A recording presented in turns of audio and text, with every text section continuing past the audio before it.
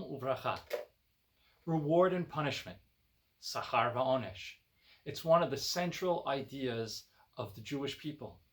The idea that if I do right, good things will come my way. And if I do wrong, if I sin, bad things will come our way. This is the central theme of this week's parasha, which features a section known as the Beracha and the Kelala.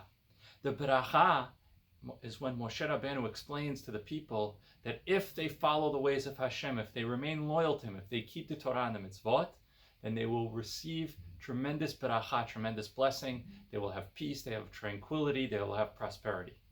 However, in a much longer and very imposing section of the Torah, called the Kelala, Moshe explains, but if we don't keep the Torah and the mitzvot, if we're not loyal to Hashem, if our character is not good, we will receive very bad things, tremendous punishment, consequences which are too heavy to bear.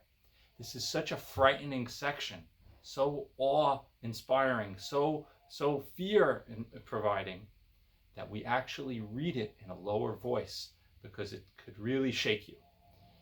And this idea of beracha and kelala, also known as sachar ve'onesh, reward and punishment, is not only in this week's parasha. In fact, the Rambam, Maimonides, Rabbi Moshe ben Maimon, lists this as one of the 13 principles of Jewish faith that everyone has to know. And the truth is, we know it's true also. We know that our actions have consequences. When we do good things come. And when we do bad things, it catches up to us. It's known and it's important. But one of the things we have to realize about understanding this and accepting this is that there's a little bit of a hitch to this, which is that the reward and punishment is not always instant, and the connection is not always obvious from the reward, from my action to the reward, or from my action to the punishment. And as a result, there is a great danger that could come about, and that is that a person who is experiencing reward, a person who is having beracha, can assume that he's done well, that his character is good, that Hashem considers him moral and loyal. When in reality, that may not be the case. There are people who are not moral, who need to work on their character, who have not been loyal to Hashem, and yet are experiencing beracha. And it is very important that these people not become complacent, not fall into the trap of thinking, I'm good. And in fact, the Torah emphasizes that in this week's parasha. It says, in the midst of the long section of Kelala, where terrible things are going to happen, it says, why did this happen?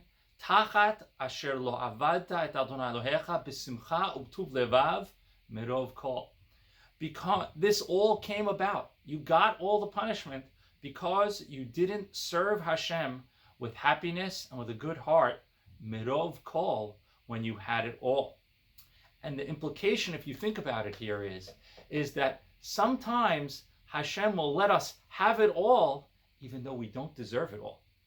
And at that moment, I may think, oh, look, I'm good, because good things are coming, and Hashem must be happy with me.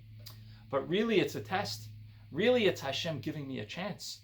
Really, it's Hashem saying, let's see. I'm going to give him all of this stuff. I'm going to let her have all this stuff. Is he or she going to do what she's supposed to? So this week's parasha is therefore highlighting for us a potential trap. It's a blessing that Hashem gives us, which is that sometimes we have it good, even if we don't deserve it. So the message that we have to take from it and the lesson that we have to apply to our lives is when we have good, we can't fall back and think, this is because I am good and I don't need to work on myself. A good Jew will always work on his character. A good Jew will never rest with, I have it. Hashem is happy with me. I always want to be improving. I always want to refine myself. I don't ever want to say, I have good, so I'm good. Because you never know if Hashem will one day want to take it away. Shabbat Shalom.